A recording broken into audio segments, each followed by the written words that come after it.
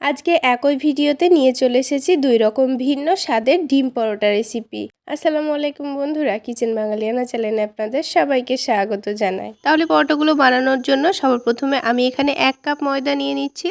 চাইলে আটা দিয়েও বানিয়ে নিতে পারবেন। এবার এই ময়দার মধ্যে সামান্য পরিমাণ লবণ আর সামান্য পরিমাণ চিনি দিয়ে দিচ্ছি। এখানে ময়দার পরিমাণটা অল্প বলে লবণ আর চিনিটা অল্প করে দিয়েছি। এবার সব কিছুকে একটু ভালো করে মিশিয়ে নেব।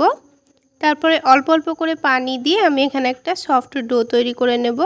তো এখানে কিন্তু আমি এই ময়দার মধ্যে কোনো রকম তেল দিলাম না, এমনি এটাকে মেখে নিচ্ছি।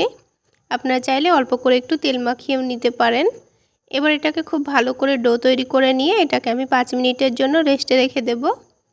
এবারে ডিম পরোটার জন্য ডিমটাকে গুলে রেডি করে নিতে হবে। তো এরকম একটা বড় প্লেটের মধ্যে ডিমটা গুলে নিলে কিন্তু পরোটাগুলো তৈরি করতে খুবই সুবিধা হবে। সেজন্য আমি এরকম একটা প্লেটের মধ্যে দুটো ডিম ভেঙে নিচ্ছি। পরোটার পরিমাণ যদি আপনারা বাড়িয়ে নিতে চান তাহলে এখানে ডিমের পরিমাণটাও একটু বাড়িয়ে নেবেন।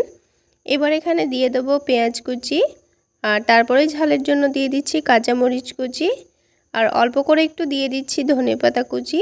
আপনাদের হাতের কাছে ধনেপাতা না থাকলেও এটা এমনিতে বানিয়ে নিতে পারবেন। এবার এখানে স্বাদমতো লবণ দিয়ে দিয়েছি, আর অল্প করে একটু চাট মশলা দিয়ে দিয়েছি। হাতের কাছে চাট মশলা থাকলে অল্প করে একটু দেওয়ার চেষ্টা করবেন, পরোটাগুলো খেতে ভীষণ মজার হয়। এবার সব কিছুকে ভালো করে মিশিয়ে নিতে হবে। তো ডিমটা খুব ভালো করে মিশিয়ে নেওয়া হয়ে গেছে। এবার আমাদের পরোটাগুলো তৈরি করে নিতে হবে। তো সেই জন্য ডোটাকে আবারও একটু ভালো করে মথে নিচ্ছি। তো 5 মিনিট রেস্টে রাখার পর ডোটা কিন্তু অনেকটাই সফট হয়ে গেছে। তো ডোটাকে আবারও খুব ভালো করে মথে নিয়ে এবার আমি লেচিগুলো কেটে নেব। তো আমি এখানে ছোট ছোট সাইজের লেচিগুলো কেটে নিচ্ছি। আপনারা যত বড় পরোটাগুলো বানাতে চাচ্ছেন সেই অনুযায়ী লেচিগুলো কেটে নেবেন। তো সবগুলো লেচি আমার কাটা হয়ে গেছে। এবার একটা একটা করে লইগুলো তৈরি করে নেব। তারপরে সবগুলো রুটি একসঙ্গে বেলে নেব, তাহলে পরোটাগুলো তৈরি করতে খুবই সুবিধা হবে। তো সবগুলো লই তৈরি করা হয়ে গেছে। এবার আমি আপনাদের একটা একটা করে পরোটাগুলো তৈরি করে দেখিয়ে দিচ্ছি। এবারে একটা করে লই নিয়ে ময়দার মধ্যে ভালো করে ডুবিয়ে আমি বড় করে একটা রুটি বেলে নেব। তো এখানে রুটিটা আমি একটু পাতলা করে বেলে নেব। তো বড় করে রুটি বেলা হয়ে গেছে, আর অনেকটাই পাতলা করে আমি রুটিটা বেলে নিয়েছি। এবার এক্সট্রা ময়দা যেটা লেগেছিল সেটাকে ভালো করে ঝেড়ে নিয়ে এটাকে একটা প্লেটের ওপর রেখে দিলাম। তো সবগুলো রুটি আমি একসঙ্গে বেলে নিয়েছি। এবার একটা একটা করে পরোটাগুলো আপনাদের তৈরি করে দেখিয়ে দেব। তো এই পরোটাগুলো তৈরি করার আগে আমি এখানে একটা প্যান গরম করতে বসিয়ে দিয়েছিলাম। তার মধ্যে অল্প করে একটু তেল দিয়ে দিচ্ছি। তেলটা যখন হালকা গরম হয়ে যাবে তখন আমি পরোটাগুলো এর মধ্যে দিয়ে দেব। এবার আমি পরোটাগুলো কিভাবে তৈরি করে নিচ্ছি দেখুন। তো এখানে এই রুটিটাকে আমি ডিমের মধ্যে রেখে দিয়েছি। তারপর ওপর থেকে একটু চামচ দিয়ে ওপরে ডিমটাকে ছড়িয়ে ছড়িয়ে দিচ্ছি। তো খুব ভালো করে যখন ডিমটা মিশিয়ে নেওয়া হয়ে যাবে তখন এই প্লেটটা প্যানের কাছে নিয়ে গিয়ে এইভাবে রুটিটাকে তুলে নিয়ে সাথে সাথে প্যানের মধ্যে দিয়ে দিতে হবে।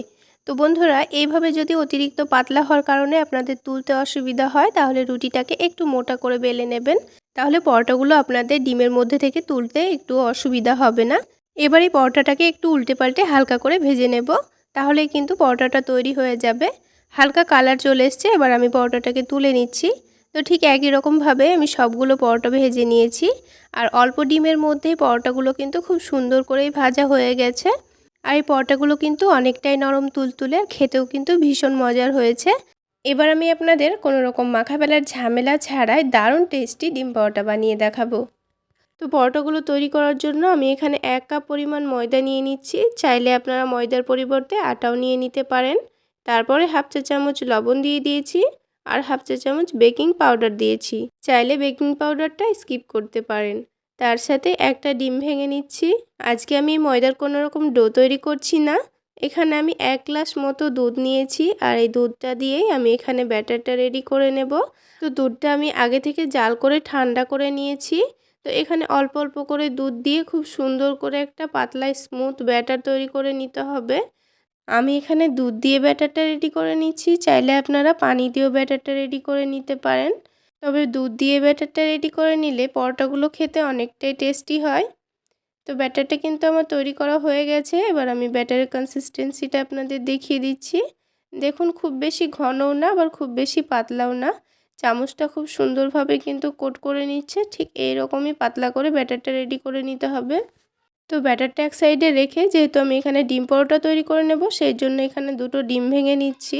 এবার দিয়ে দেবো স্বাদ মতো লবণ, আর ঝালের জন্য কয়েকটা কাঁচামরিচ কুচি দিয়ে দিচ্ছি। তারপরে এর মধ্যে দিয়ে দেব পেঁয়াজ কুচি আর দিয়ে দিচ্ছি টমেটো কুচি। সবশেষে সামান্য পরিমাণ লাল মরিচের গুঁড়ো দিয়ে দিচ্ছি। চাইলে আপনারা এখানে চাট মশলাও দিতে পারেন। তো এবার সব কিছুকে চামচটা দিয়ে খুব ভালো করে মিশিয়ে নিচ্ছি। একটু সময় নিয়ে খুব ভালো করে মিশিয়ে নিয়ে এটাকে এক সাইডে আমি রেখে দেব। এবার এই প্যানের মধ্যে অল্প একটু তেল দিয়ে খুব ভালো করে তেলটাকে প্যানের চারিদিকে মুছে নিচ্ছি। এভাবে প্যানটা একটু মুছে নিলে পরোটাগুলো কিন্তু খুব সুন্দরভাবে প্যান থেকে উঠে আসবে। তো পরোটা ভাজার আগে এইভাবে একটু নাড়াচাড়া করে দিতে হবে। তারপর 2 চামচ মতো ব্যাটার দিয়ে দিচ্ছি। তো ব্যাটারটা দেওয়ার পর এটাকে হালকা একটু প্যানটাকে ধরে দুলিয়ে দেব, তাহলে কিন্তু এটা বড় রুটির মতো একটা গোল শেপ চলে আসবে।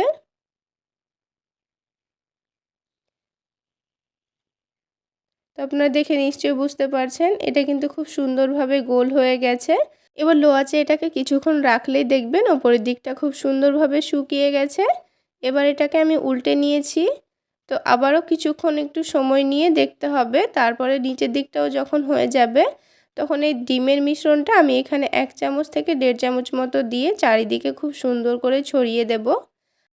খুব ভালো করে ডিমের মিশ্রণটা ছড়িয়ে দেওয়া হয়ে গেলে এটাকে ঢাকনা দিয়ে একটু ঢেকে দিতে হবে। খুব বেশি সময় না, 1 মিনিটের জন্য ঢেকে রাখলেই হবে। 1 মিনিট সময় ঢেকে রেখে এটাকে আবারও ভেজে নিতে হবে। 1 মিনিট পর দেখুন এই পরোটাটা কিন্তু অনেকটাই ফুলে উঠেছে। তো এবার এটাকে উল্টে দিতে হবে। তো তার আগে চারিদিক থেকে 1 চামচ পরিমাণ সয়াবিন তেল দিয়ে দিচ্ছি। কারণ এই ডিমটা যখন উল্টে দেব তখন ওই তেলের কারণে ডিমটা খুব সুন্দরভাবে ভাজা হবে। তো আর বেকিং পাউডার দেওয়ার জন্য দেখুন পরোটাটা খুব সুন্দর নরম সফট আর একটু ফুলকো হচ্ছে। তো উল্টে দেওয়ার পর আবারও ঢাকনা দিয়ে আমি 1 মিনিটের জন্য এটাকে ঢেকে রেখে দিলাম। তারপর খুব সুন্দর করে উল্টে পাল্টে ভেজে নেব। তো 1 মিনিট পর আমি ঢাকনাটা উঠিয়ে নিয়ে এটাকে আবারও উল্টে দেব। তো এভাবে উল্টে দেওয়ার পর যদি দেখে মনে হয় ভাজা হয়নি, তবে এটাকে আবারও উল্টে পাল্টে খুব সুন্দর করে ভেজে নিতে হবে। তো এই পরোটাটা কিন্তু খুব সুন্দরভাবে ভাজা হয়ে গেছে। তো এবার এটাকে তুলে নিচ্ছি। তো একটা পরোটা আমার তৈরি করা হয়ে গেল। ঠিক এই রকম করে সবগুলো পরোটা আমি তৈরি করে নেব। আর এটাকে এবার রোল করে কেটে আমি সার্ভ করে নিচ্ছি। তাহলে বন্ধুরা দেখলেন তো আজকের কত সহজেই ডিম পরোটাটা তৈরি করা হয়ে গেল। খেতে কিন্তু দারুণ টেস্টি হয় বন্ধুরা। চাইলে আপনারা একবার হলো বানিয়ে নিতে পারেন।